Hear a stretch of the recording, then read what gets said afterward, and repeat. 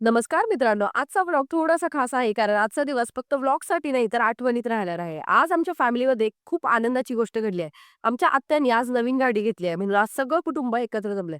खरं सांगायचं तर अशा क्षणांमध्ये कळतं की जीवनात पैसा, गाड्या, घरं महत्त्वाची असली तरी आपली माणसं, आपली नाती आणि एकत्र घालवलेला वेळ हे सगळ्यात जास्त प्रिशियस असतं.